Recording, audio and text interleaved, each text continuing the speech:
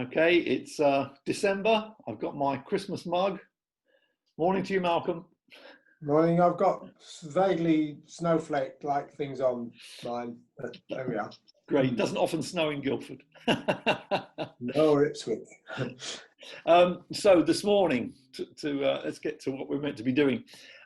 How can talking to a friend help pastors, especially in lockdown? It helps them generally, but how can talking to a friend help pastors in lockdown? So actually, you and I were talking with Dr. Gary Williams, telling us that when Peter Jensen became Archbishop of Sydney, he encouraged his clergy to have someone they could just kind of talk to, unload to properly, kind of 2 or 3 times a year. Some people might call it debriefing, I don't know, about their ministry, their ups and downs, and how they were coping. So, and obviously that seems like a good idea.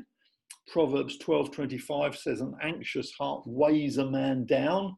And I think there are a lot of pastors weighed down at the moment. But then it goes on to say, but a kind word cheers him up. So, you know, in concern for pastors' mental health, a sympathetic conversation can be good for a burdened pastor. And a lot of men are finding, as I say, ministry pretty heavy at the moment. So, Malcolm, first of all, if a pastor's going to do this, what kind of friend stroke mentor should he look for? What's the kind of guy he needs to kind of link up with? Well, it's probably best if it's someone outside his own church, somebody who's, in a sense, detached from his, immediate circumstances, the names and addresses, as it were. Somebody who's neutral and objective, really, because objectivity is very important. I think especially when we're surrounded by problems, we tend to view it in a very blinkered way. Someone who's a good listener, not somebody who just dominates the conversation, takes over and takes it in the wrong direction to the one you intended it to go. Right. Sometimes you get guys who want to talk about themselves and what they've done in the past, all that stuff. Go on, keep going.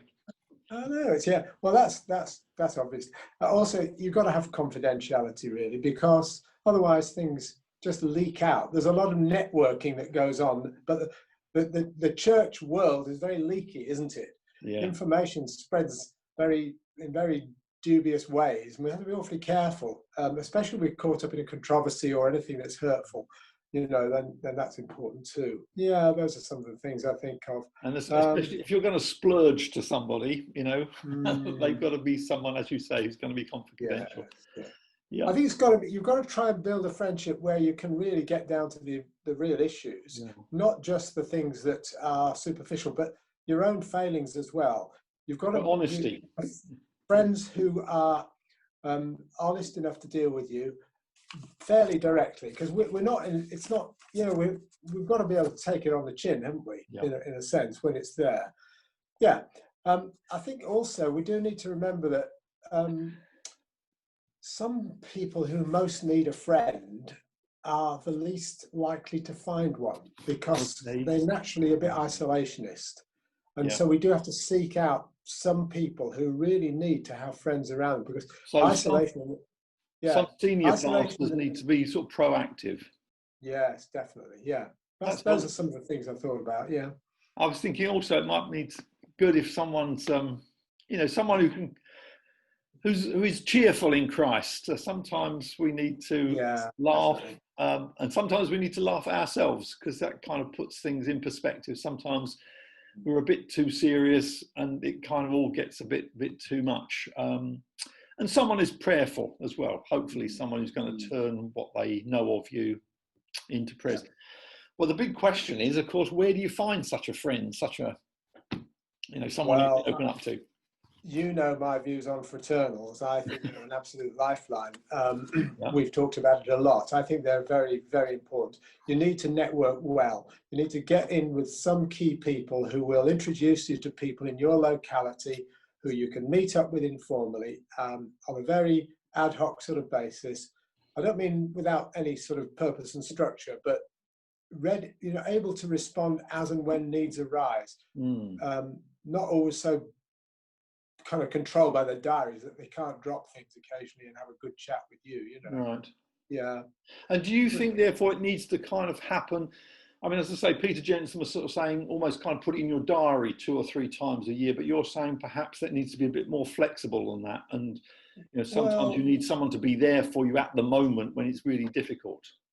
Well, friendship works on a more informal basis than that, doesn't it? But it does take time to build friendship. Yeah, it's good to start off with something perhaps like that, but then it'll develop into something more than that as time goes on.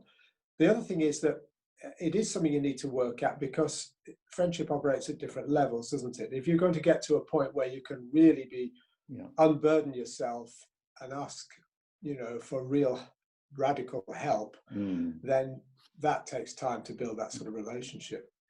Okay, so, you know, there are ways of, you've mentioned fraternals, of, you know, finding the right person, you know, your kind of local fraternal of pastors. I think the FIEC have a kind of a visitor system. I don't know whether that's still working. Right. It may be that you've got connections with people, perhaps if you went to a Bible college, you know, you were kind of with them and they're in the pastorate now, that might be good. Of course, people can contact the seminary. We're not always free, but perhaps you and I can. But in particular, we've got a new guy coming on board, Steve Bowers, for the north of England. I think lives around Leeds, coming on board in January. And obviously, you know, he'll be there for folk, especially in the north of England. But this business of just, you know, having someone there that you can really kind of unload to from time to time.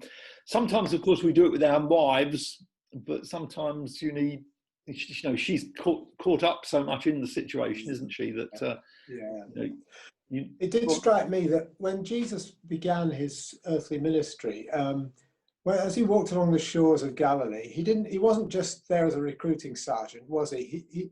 He was inviting people into a circle of intimacy and friendship that was going to be very deep at times.